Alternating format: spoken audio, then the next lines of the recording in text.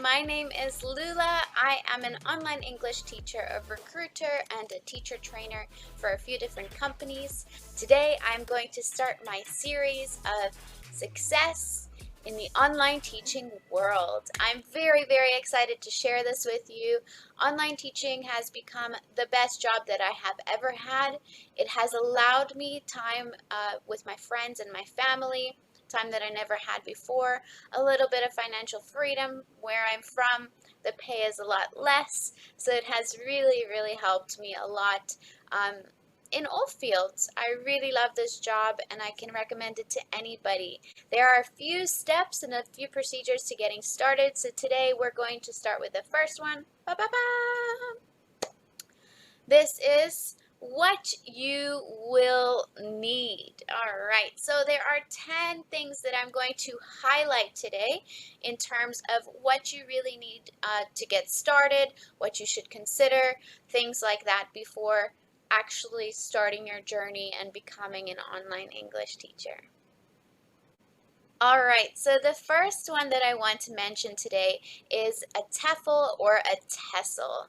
Okay, not every single company requires you to have this. However, it is becoming more and more necessary, should I say. For example, the company that I work for, they have actually stated that in China it has become a requirement and therefore you need to have a TEFL or a TESL to get started. All right, so how do you get a TEFL? There are a lot of different ways to get a TEFL or a TESL. You can do it online. You can find different deals in your actual local area. I know some universities have even started to offer it, right? You can even find it on like Daddy Deals or Groupon, stuff like that. There's a lot of different options out there. Just make sure that it is a legit and viable academy that is offering it to you. However, it doesn't take a lot of time to get a TEFL, so I would really recommend getting your TEFL before you get started. Okay, the next one is a laptop.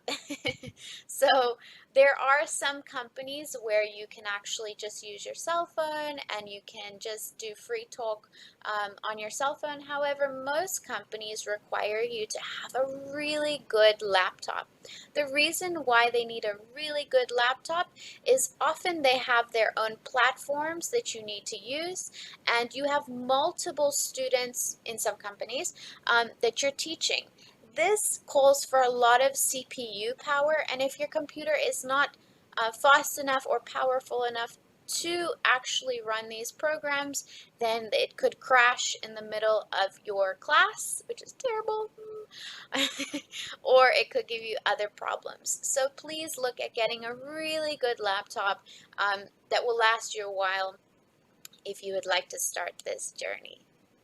So the next one that I would recommend is getting a good set of headsets or headphones. So this is mine. It has a little flower attached to it right now. Make sure it has a mic attached to it too. Okay, that way your students can really hear you clearly. It helps alleviate background noise as well.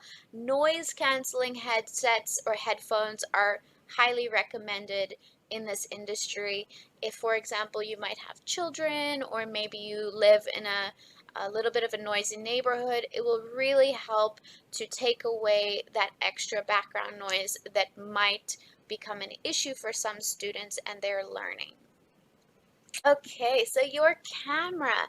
Sometimes the built-in camera on your laptop is a little bit fuzzy or a little bit hazy. Sometimes it's not very clear, so it can actually become an issue because your students are not able to see you properly or see your mouth properly. I have a Logitech camera. It's actually an external camera, so I can move it around. I can change the settings on it. I can zoom in and out. It's a 1080 pixels, so it's really quite good. A lot of companies, when you're interviewing for them, will actually look at the quality of your camera as well. So please make sure you have a good camera. Okay, so the next one is your lighting. Please make sure that you really invest in some good lighting. You can use different things from ring lights, for example, to little clip-on lights, things like that. It helps to really bring you out and make sure that you don't have any shadows casted on your face while you're talking. For example, let me turn my lights off quickly. Hmm. Okay, so you can see it's a lot darker, right? You can also use other apps such as ManyCam, for example, to enhance your lighting if you don't have good lighting available. However, not every single company will allow you to teach with ManyCam, as it does take up a lot of the CPU power as well. So it can actually cause a bit of a lag on your computer. Okay, so this one is really, really important. So different companies require different internet speeds, upload and download. I would recommend really looking at getting a good internet plan. This helps you so that you are able to quickly and effectively communicate with your students. It allows so that there's no internet connection issues. It makes it really easy to teach well. For example, if your student is saying something all the way in China, that then needs to get all the way to America or South Africa or wherever you may be, which takes a little while. So the faster your internet, the faster you're able to communicate, the better your video quality, everything is just a lot better. So really look at getting a good internet plan. Okay, so the next one is for if you are wanting to teach children and not adults. If you are wanting to teach children, usually you need to have a background or a backdrop of some sort. If you're not super creative and you don't want to make a whole collage kind of effect, you can actually just go buy some posters at a bookstore or online and you can stick those up. It helps to make your background really, really fun and creative for your students. Creates a little bit more interest for them as well. So if you look like a fun teacher when you appear on the screen, the kids will immediately assume that you are a fun teacher. If your background is just white and boring, then they are going to feel like they are stuck at school and they have a very strict teacher. So it's all about first impression, but it's also about attracting students and keeping them engaged in you and your backdrop and everything that you have to offer. So the next one we're going to talk about, especially if you are teaching children, are props. So if you don't have a lot of toys, stuffed animals, stuff like that yet, I would suggest just getting something really cool, something really silly, maybe like Zap. This helps, especially in the beginning when you're introducing yourself to your students, to make yourself seem a little bit less intimidating. It also helps with the lesson, so you can talk to Zap, you can show like feet or hands or eyes. So it's a really good idea to invest in a few different props if you don't already have one. Okay, what I would recommend next is a simple whiteboard and markers. The reason why is you can teach and do pretty much everything on a whiteboard. You can play hangman on a whiteboard. You can teach children how to spell. You can show them different words. You can model via the whiteboard. You can even have reward systems on your whiteboard. For example, I've got these monsters that eat things. So your whiteboard is really, really useful. I would really recommend getting one of these. If you're having a competition between two students or yourself and a student, then obviously you can have maybe A and B and tally it up so it can become really, really fun and exciting to use. It's a great tool to have in the classroom. Previous point, I spoke a little bit about the whiteboard and how you can use it to create a reward system. So reward systems are very, very important, especially for little children.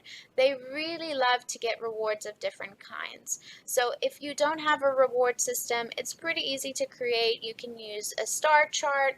Like I said before, I've got these monsters and the children can choose what they want, so pizza, donut, cupcake, whatever. I've also got lots of different ones. I've got fish, that they can put into their fish bowls. I've got like a race track so they can race each other throughout the lesson, and the winner is obviously the winner. So there's a lot of different things you can use to create a reward system, but at least have one when you're starting. It's really important for most interviews and demos, and to showcase that you're creative enough to have something like that set up. So go look online. There's a lot of different options. You can use Pinterest. You can use a lot of different things to find really, really cool reward systems.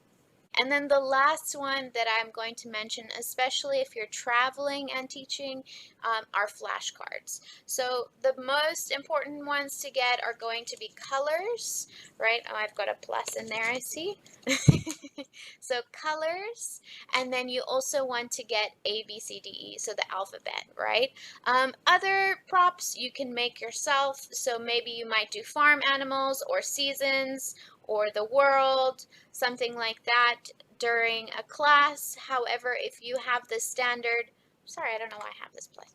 If you have the standard colors in your inventory, it will help a lot. Even when you're speaking about things like animals or whatever, you can say, oh, what color is the dinosaur? So that will even help you again with colors and teaching a little bit more to your students. So that's what I would recommend.